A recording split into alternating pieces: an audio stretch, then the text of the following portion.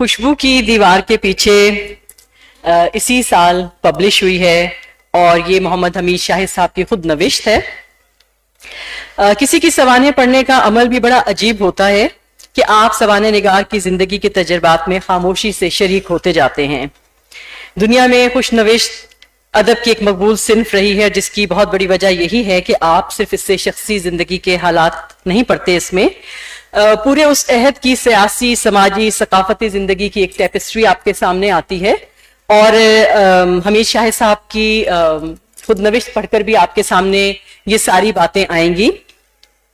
हमीद शाहिद साहब की जिंदगी का सफर पिंडी घेप से शुरू हुआ और इत्तेफाक है कि इनकी जो अदबी जन्म भूमि है वो लायलपुर ही है और ज़रई यूनिवर्सिटी से इन्होंने यहाँ से तालीम हासिल की और लिखने का सिलसिला भी इन्होंने अपनी यूनिवर्सिटी की लाइफ से ही शुरू किया था और बाद में ज़रई तरक्याती बैंक से मुंसलिक हुए।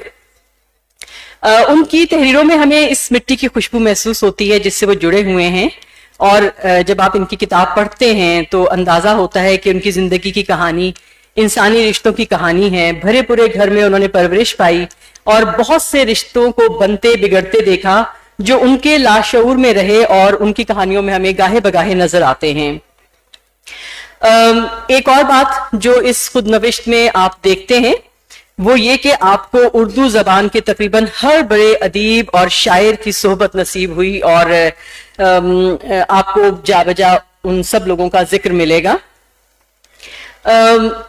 चूंकि यहाँ पे बहुत से तालिबात तलबा बैठे हुए हैं तो उनके लिए एक बड़ी अच्छी बात यह है कि उनकी ये सवाने पढ़कर आप उनके तख्लीकी अमल को समझने में बड़े कामयाब रहेंगे, क्योंकि उन्होंने बहुत से ऐसे वाकयात तहरीर किए हैं और फिर उन्होंने ये भी बताया कि वो एहसासात किस तरह से उनके किसी अफसाने में उन्होंने इजहार की राह कैसे पाई है। लेकिन बकौल उनके वाकया ये है कि कलम में चाहे जितनी ताकत हो वो किसी भी हकीकत को पूरी तरह लिख लेने पर कादिर नहीं होता, उसे एक हद तक ही गिरफ्त में लिया जा सकता है। यूं तहरीर से बाहर रह जाने वाली हकीकत मरती नहीं, लिखने वाले को हमेशा बेचैन रखती है।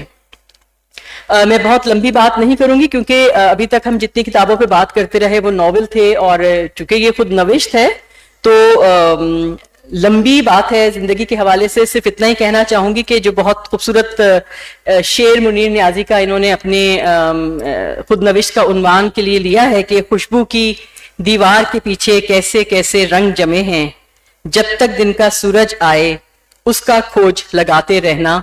तो मैं आपसे यही गुजारिश करूंगी कि जब तक दिन का सूरज आता है आप खुशबू की दीवार के पीछे से उन रंगों की खोज लगाते रहें। किताब बाहर अवेलेबल है, आप लेकर खुद पढ़ सकते हैं और लुत्फ अंदोज हो सकते हैं। बहुत शुक्रिया।